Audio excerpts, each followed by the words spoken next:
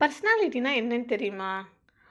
Dress, hair style எல்லாம் கிடையாது. நீங்க பேசுற முறை, நடத்தை, நம்பிக்கை, மத்தவங்களோட நீங்க பழகுற விதம், இதெல்லாம் தான் ட்ரூ பர்சனாலிட்டி.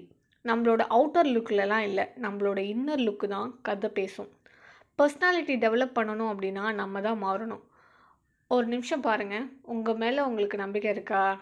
நான் முடியும்னு நம்புறீங்க அப்படின்னா, இப்படி ஒரு நம்பிக்கையில இருந்தா உங்களோட பர்சனாலிட்டி வந்து ஸ்டார்ட் ஆகுது. டெய்லி வந்து பாசிட்டிவா வேர்ட்ஸ் பேசுங்க. என்னால முடியும். நான் ட்ரை பண்ணுவேன் இந்த மாதிரி.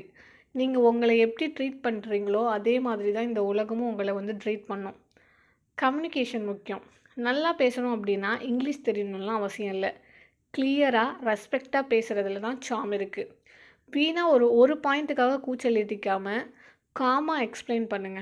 பேசுறதுக்கு முன்னாடி கேட்கறதுல தான் ஸ்கில் அதிகமா இருக்கு.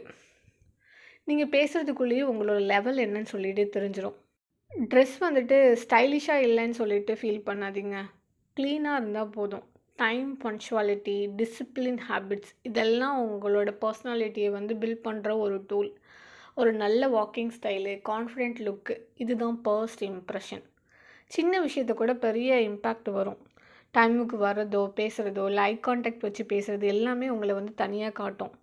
பர்சனாலிட்டிங்கிறது நம்ம வந்து லேர்ன் பண்ணிக்கக்கூடியது தான். நம்ம பொறந்ததுலேருந்தே வர்றது ஒன்றும் கிடையாது. டெய்லி ஒரு 1% பெட்டராக ட்ரை பண்ணுங்க. உங்களோட பர்சனாலிட்டி வேல்யூ வந்து இன்க்ரீஸ் பண்ண ட்ரை பண்ணுங்க. Thank you.